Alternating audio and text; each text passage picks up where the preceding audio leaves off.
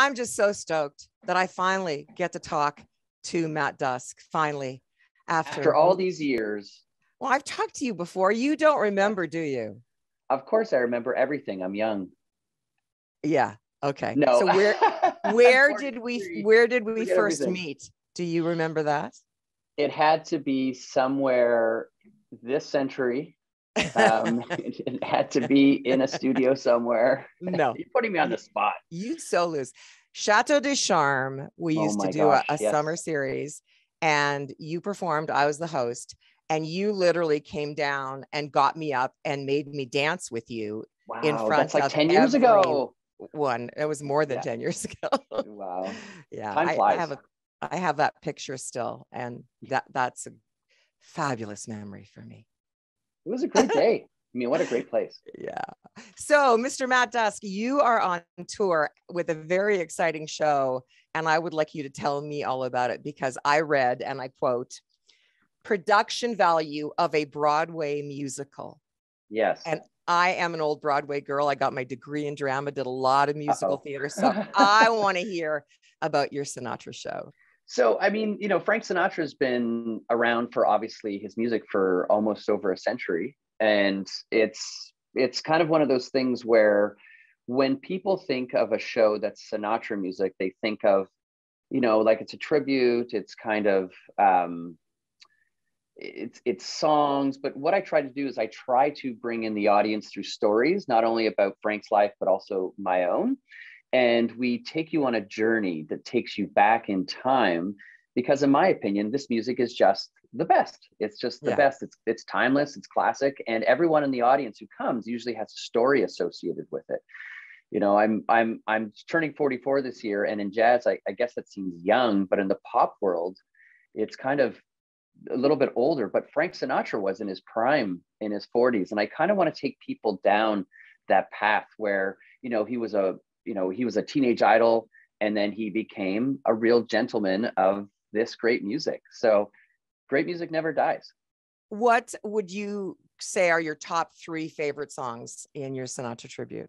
Well, I mean, I got to throw it out to a fellow Canadian, Paul Anka, writing the song, just English lyrics, My Way. Mm-hmm. I think everyone has a very special attachment to that song, and then I also have songs like, say, I've Got You Under My Skin. Great song written by Cole Porter, which, lyrics like that, although they were written, again, almost 100 years ago, they're still timeless and they still connect. So having just like, say, those 2 songs, and then say a song like That's Life, it's always fun because everyone in the audience somehow sings along to some or most, or they sing the wrong lyrics and try, but it's all part of the community, right? This is the best part about it. So when you are in the show and you're, say, doing a Rat Pack kind of thing, is it just you on stage? Do you have other people besides musicians with you? No, do you have a little Sammy Davis Jr.? No, I wish. I mean, when you think about Sammy Davis as well, is like he was probably one of the last all-stars of that generation. Could sing, could act, could dance. Mm-hmm. As we get older, we kind of are fortunate we can just rely on one talent. I don't think there will ever be another Sammy Davis, but we'll try to bring people down that lane for sure. So what else can a person expect from this show? Is there a lot of comedy? Is there a lot of history? Yeah, I mean, it's less of a biopic and more of a journey. The comedy, obviously, it's the storytelling between the songs. I think people really take something away. I mean, we can all listen to a Frank Sinatra CD, or we can listen to any of that music on the radio. But when you come to the show, it's like you're honestly part of. It's part of a storytelling. So there definitely is comedy. People do interact. And the goal of my show is to make sure no one looks at their wristwatch at any time. That's kind of the deal. I got to tell you, years ago, and I mean, before my son was born, and he's 29. So that's how many years ago, I went to Vegas, one and only time. And all I wanted was to see a crooner. I really wanted that. Yeah. So I saw Vic Damone and Eddie Fisher together. Wow. Yeah. The place was empty. It was absolutely empty. Both Vic and Eddie were obviously inebriated on stage. Yeah. But I mean, it was still, for me, it was what I wanted. And my then husband literally fell asleep next to me at our table. Gone.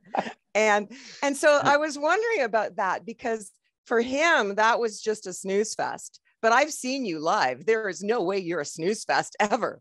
Yeah, we have this saying in the band. We bring a wrecking ball, and of course, the Great American Songbook is filled with fantastic ballads, but our show is very, very, very up tempo. It's kind of like if you're talking about going to Vegas. Even now, when you land at McCarran Airport, they're still playing the Rat Pack stuff. They're playing that up tempo stuff that brings that that glamour back to Vegas. So, for example, in our show, it's kind of hard to fall asleep because we're pushing it the whole time. And I think that's what makes our show different is we're always trying to bring the audience into the performance because they are so important to the vibe that we create. And they're almost like the extra member of the band. Without them, there would be no band. Yeah. And I saw on your site, you actually have some Vegas dates lined up. Yes. Is that intimidating for you? You know what? It's having played there for, I guess, for the last 20 years on and off, coming back to Vegas, it's so crazy to see that how much the town has changed, but that there's still this adoration specifically from the locals, because the people who come to our shows aren't really people who are going, for the weekend pool parties and going crazy. It's more the locals who grew up with that music who come out and see it. So it's always interesting to see how the town changes, but the music never does. Yeah, that, and you're right. It is timeless. And I think we all look back and we want a little more vintage in our lives. Well, it's funny too, right? If you look at someone, say Tony Bennett, who's just on the tail end of his career, I mean, 70 years, over 7 decades of performing just shows you the longevity. And, I make jokes about being old singing this music because a lot of my contemporaries are, 10, 15, 20 years younger. And who would ever thought that still at, in my mid 40s, there would still be a market. But Tony Bennett just shows that getting a little bit of gray hair goes a long way. Goes a long way. And you just have a little bit. I can see that. Yeah. Okay. So you're doing Frank Sinatra now. If you were going to do another tribute to another icon, who would the next one be? It'd have to be Tony Bennett. I mean, having spent so much time in Vegas, also with him, we played the same showroom a couple times. We played the same hotel, same times. And, I think he is the last of that generation. There is no one else. He is the last one who's still out there doing it. And I think with people like Lady Gaga, bringing attention to his career as well as giving her validation of how great of a jazz singer she is, I think we should continue on that legacy. So Tony and Frank sang a lot of the same songs. So it's just an easy step in to a great, great singer like Tony Bennett. So speaking of Gaga, for you, who would your dream female duet partner be? If it was alive, it would probably be Christina Aguilera, because I'm just a fan. I grew up in that era, and she's got a really good bluesy, soulful voice. And I remember listening to an interview with Joni Mitchell, and it was when she came out with her Both Sides record, Both Sides Now, and someone asked her, "Why jazz? Why now?" And she said, jazz allows you to age gracefully. So I'm pretty sure Christina Aguilera will eventually come out with a great jazz record, and I want to be there if possible for the duet. Oh, okay. Well, you've got some great shows lined up. Uptown Waterloo Jazz. I know for us at the Wave, we've been a big part of that festival over the years. Have you played that one before?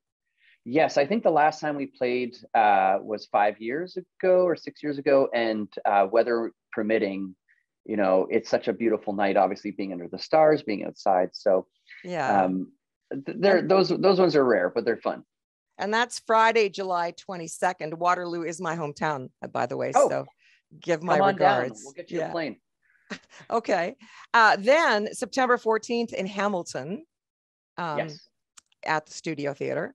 But the one that we are super stoked about, of course, is Vancouver, because our brand new Wave 98.3 Vancouver Cool Vibe launches next month officially.